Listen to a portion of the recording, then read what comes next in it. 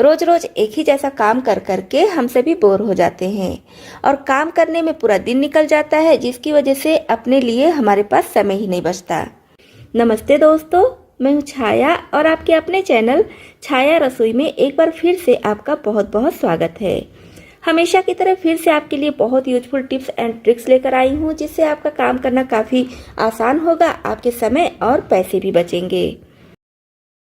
तो हमारी सबसे पहली टिप के लिए हमें चाहिए आलू। छोटा सा आलू लेंगे, बहुत ज़्यादा बड़े साइज के आलू की ज़रूरत नहीं है।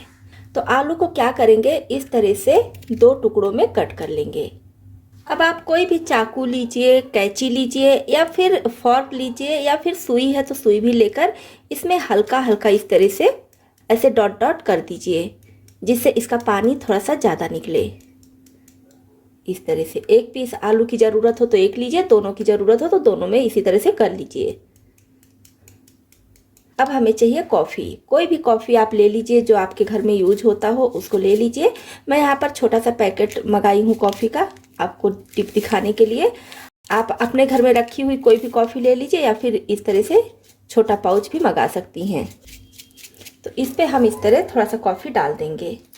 अब चाहिए पिसी हुई चीनी। तो एकदम फाइन पाउडर नहीं है चीनी का, ये थोड़ा सा कोर्स है। तो अगर महीन दाने वाली चीनी है तो आप पीस कर मत लीजिए, मोटे दाने की चीनी है तो हल्का सा पीस लीजिए।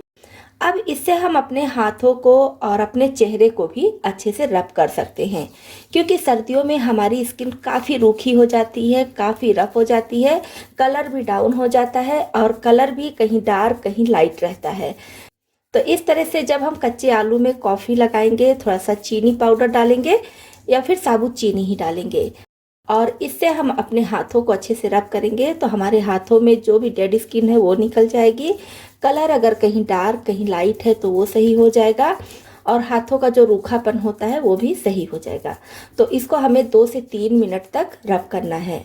तो इस तरह से रब करते हुए जब ये ज़्यादा सूख जाए, आपको ज़रूरत लगे, तो आलू में इस तरह से फिर से थोड़ा सा छेद कर दीजिए। तो आलू का जो पानी निकलेगा, इससे फिर से इसको इस तरह से रब कीजिए। तो मैं अपने हाथ में करके आपको दिखा रही हूँ, आप इसी तरह से अपने चेहरे पर भी इसको रब कर सकती हैं। कोई भी नुकसान नहीं करेगा, कोई भी साइड इफेक्ट नहीं होगा, आपका चेहरा साफ सुथरा एकदम चमकदार हो जाएगा। तो इस तरह बिना पार्लर गए फ्री में ही आप अपने चेहरे का फेशियल कर सकती हैं और साथ ही साथ अपने हाथ पैरों को भी एकदम खूबसूरत रख सकती हैं। इस तरह का डस्टर वैसे तो कार साफ करने के लिए आता है, देखने में काफ़ी अच्छा लगता है। और अगर आप इससे कार नहीं साफ कर रहे हैं तो फिर इसका यूज आप अपने घर में या फिर किचन में कर सकती हैं। तो मैं इसका बहुत अच्छा यूज बता रही हूँ। जैसे हमारे घर में कुछ ऐसे कोने होते हैं जहाँ पर हाथ नहीं जाता है और इसकी सफाई करनी होती है, तो इस तरह के डस्टर का यूज आप वहाँ पर कर सकती हैं। कबर्ड के साइड में या फ्रिज के साइड में इस तरह से बहुत अच्छे से आप सफाई कर सकती हैं। ये देखिए यहाँ पर कितना कम जगह है, यहाँ पर सफाई करने में मुझे काफ़ी दिक्कत होती है, लेकिन जब से मैं ये डस्टर ली हूँ तब से बहुत अच्छी सफाई हो जाती है। तो मैंने सोचा आपके साथ भी ये टिप शेयर कर दूँ। जो भी जाला या फिर धूल मिट्टी गंदगी है सब साफ हो जाता है। नेक्स्ट टिप है हमारी इस तरह के डिब्बे को लेकर। ये घेवर का डिब्बा है, आप इसकी जगह पर मिठाई का डिब्बा भी ले सकती हैं। तो घेवर जब भी आप लेंगे तो इसी तरह के डिब्बे में आता है। ये डिब्बा देखने में काफ़ी अच्छा लगता है, तो मन नहीं करता है कि इसको फेंका जाए। तो मैं क्या करती हूँ, इस डिब्बे को कभी नहीं फेंकती हूँ। ये डिब्बा हो गया या फिर अच्छी क्वालिटी का जो मिठाई का डिब्बा आता है वो हो गया, उसको भी मैं जल्दी नहीं फेंकती हूँ जब तक कि पूरी तरह से ख़राब ना हो जाए। तो इस डिब्बे का बहुत अच्छा यूज आप कर सकती हैं टमाटर रखने के लिए। जब भी मार्केट से टमाटर लाइए, अच्छी तरह से धुल लीजिए, पोंछ लीजिए और फिर इस डिब्बे में स्टोर करके रखिए। जहां आपका टमाटर 15 दिन में खराब होता था, वहां पूरे 1 महीने तक फ्रेश रहेगा। इस डिब्बे में टमाटर जल्दी खराब नहीं होगा और इसमें आपको नैपकिन या फिर किसी तरह का पेपर वगैरह भी बिछाने की जरूरत नहीं है। बस टमाटर को अच्छी तरह से धुलकर सारा पानी सुखा लीजिए। और ये डिब्बा काफ़ी बड़ा है तो इसमें अच्छी क्वांटिटी में टमाटर भी आ सकता है। तो इस तरह से आप इसको बंद करके आप फ्रिज में रख दीजिए। फ्रिज में आपका टमाटर काफ़ी लंबे समय तक स्टोर रहेगा। तो इस डिब्बे का यूज और भी कई जगहों पर हम कर सकते हैं, तो आगे के टिप्स में उसको भी मैं आपको दिखाऊंगी। इस तरह का पॉलीथीन हम सभी के घरों में सब्जियों के साथ आता है और फिर हम इसका रीयूज करते हैं, खासकर सब्जियों को रखने के लिए।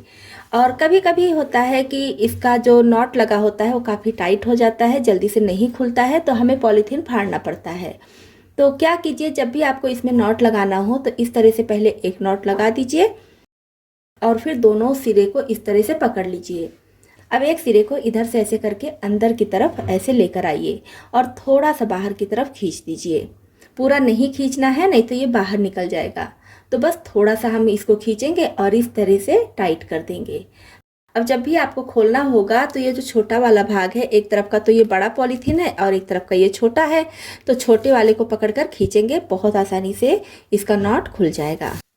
जब आप इस तरह से पॉलीथीन में नॉट लगाएंगी, इस तरह से इसका यूज करेंगी, तो एक ही पॉलीथीन का कई बार यूज कर सकती हैं। और आजकल सरकार भी कई सारे अभियान चला रही है कि पॉलीथीन का यूज ना करें या फिर कम करें। तो इस तरह से जब आप एक ही पॉलीथीन को बार बार रीयूज करेंगी तो पॉलीथीन का यूज भी कम हो जाएगा। तो जब भी पेस्ट खत्म होने लगता है तो लास्ट में थोड़ा सा पेस्ट बचता है तो पूरे ट्यूब में फैल जाता है, जिसकी वजह से जो पेस्ट इसमें है वो भी बाहर नहीं निकलता है। तो सारे पेस्ट को हम इस तरह से, जो भी यहाँ पर पेस्ट है, इस तरह से करके इकट्ठा कर लेंगे। चाहे तो बेलन से बेलकर इकट्ठा कर लीजिए। अब हमें चाहिए जिप लॉक और यहाँ पर इस तरह से जिप लॉक लगा देंगे। जहाँ पर ये अच्छे से टाइट हो जाए वहाँ तक लगा देंगे। तो इस तरह से जब हम जिप लॉक लगा देंगे तो ये पेस्ट इधर नहीं आएगा।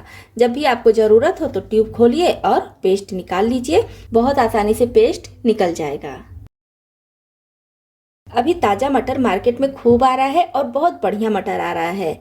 तो मटर का यूज तो मटर के सीजन में हम सभी के घरों में बहुत ज़्यादा होता है। हर रेसिपी में मटर हम डाल देते हैं और सिर्फ मटर से ही बहुत सारी रेसिपी बनाते हैं, जिसकी वजह से कई कई किलो मटर एक साथ छीलना पड़ता है। तो ज़्यादा मटर छीलना होता है तो काफ़ी दिक्कत होती है और घर के हर एक मेंबर को लगा देना पड़ता है मटर छीलने के लिए। तो आज मैं बहुत आसान टिप लाई हूँ जिससे आप बहुत आसानी से मटर छील कर रख सकती हैं। तो जब भी हमें मटर छीलना होता है तो यहाँ से इस तरह से इसको तोड़ना होता है, जिसकी वजह से कभी कभी उंगलियों में बहुत ज़्यादा दर्द भी होने लगता है। मटर अगर एकदम सॉफ्ट है तब तो कोई दिक्कत नहीं होती है, लेकिन अगर मटर हार्ड होता है तो काफ़ी दिक्कत होती है। इस तरह से तोड़ने से उंगलियों में या फिर नाखून में दर्द होने लगता है। तो क्या करेंगे, इसके लिए लीजिए कैंची। कैंची से इसकी किनारी को इस तरह से कट करेंगे।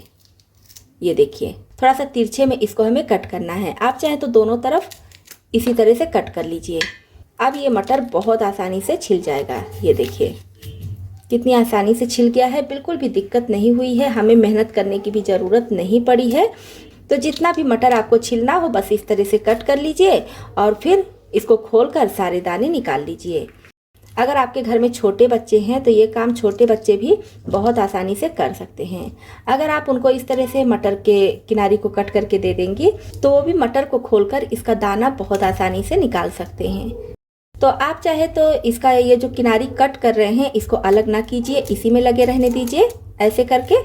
ये देखिए, और 2-3 जन मटर छिलने वाले हैं तो फिर एक लोग कैंची से इस तरह से किनारी को कट करते रहें और एक लोग छिलते रहें।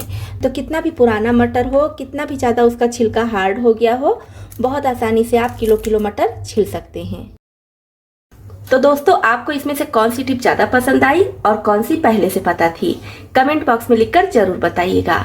और हमारी यूट्यूब फैमिली में शामिल होने के लिए, हमारे साथ जुड़ने के लिए इस चैनल को सब्सक्राइब भी कर लीजिएगा।